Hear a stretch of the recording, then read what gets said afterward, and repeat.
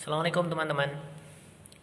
Dalam ilmu sastra ada sebuah teori yang dinamakan sebagai teori dekonstruksi sastra. Ya, dekonstruksi itu sendiri artinya adalah membangun ulang. Ya, dekonstruksi sastra ini bukan kemudian mengubah cerita yang sudah ada atau mengubah tokoh yang sudah ada menjadi kesebalikannya. Tidak. Tapi dekonstruksi sastra ini adalah mengambil cara pandang lain dari cara pandang yang sudah lazim yang ada di masyarakat. Contohnya seperti ini. Contoh di folklore Timun Mas, cerita rakyat Timun Mas, ada tokoh bernama Mbok Rondo.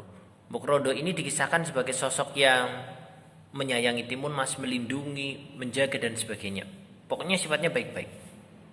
Tapi ketika mengalami dekonstruksi, sebenarnya tokoh Mbok Rondo ini tokoh yang pembohong, pengkhianat, ya, pengecut. Mengapa? Dulu ketika Mbok Rondo menghadap Buto Ijo dan meminta keturunan, meminta diberikan anak, Mbok Rondo bilang bahwa setelah anak ini dewasa siap diberikan kepada Buto Ijo. Tapi mengapa Mbok Rondo kemudian ingkar janji? Ketika Buto Ijo menagih janjinya, Mbok Rondo justru mengingkari janji itu. Nah, atau contoh lagi, pada epos Ramayana ada sosok bernama Rahwana. Sosok itu dikisahkan sebagai sosok yang jahat, angkara murka, pokoknya sifatnya jelek-jelek. Tapi kemudian ada yang melakukan dekonstruksi. Ya.